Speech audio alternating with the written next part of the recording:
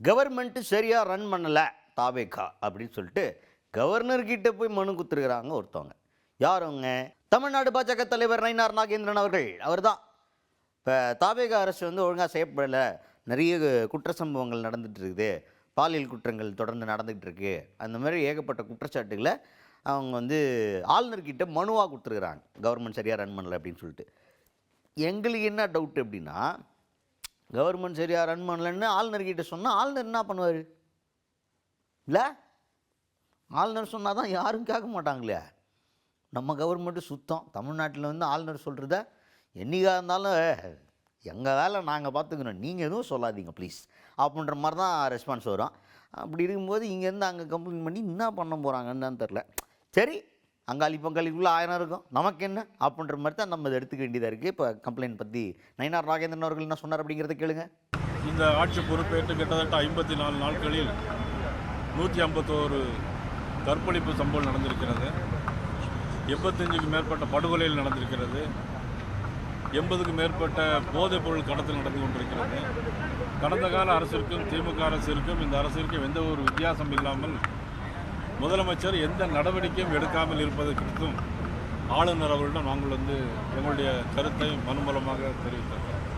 அதுக்கடுத்ததா ஆளுநர் அவர்களுக்கு ஆய்வு பண்ணுறதுக்கெலாம் என்ன வேலை அப்படின்னு சொல்லிட்டு அமைச்சர் நிர்மல்குமார் அவர்கள் வந்து ஒரு கருத்து சொல்லியிருந்தார்.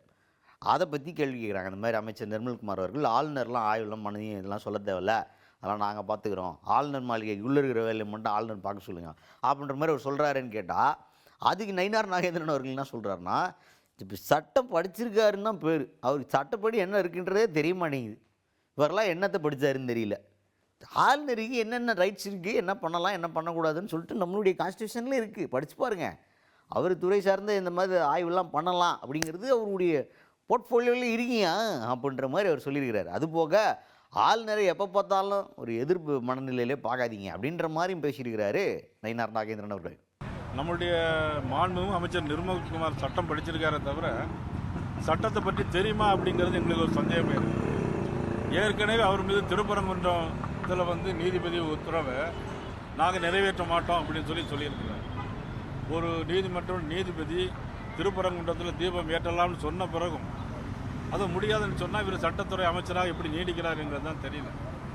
அது மட்டும் ஆளுநருக்கு அதிகாரம் இல்லைங்கிறது நமது நிர்மல்குமார் அவர்களும் சொல்லியிருக்கிறாங்க, மதுரை நாடாளுமன்ற உறுப்பினர் சுந்தரேஷ் அவர்களும் சொல்லியிருக்காங்க.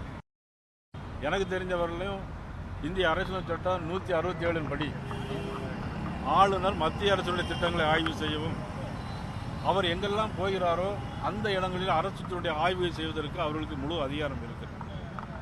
இதையெல்லாம் அரசியலாக்கக்கூடாது.